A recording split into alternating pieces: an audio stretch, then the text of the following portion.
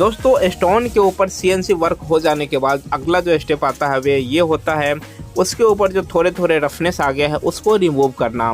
Different types के stone होते हैं और उसी के अकॉर्डिंग इस पे रफनेस आ जाते हैं। किसी पत्थर पे नहीं भी आता या किसी पे आ भी जाता है।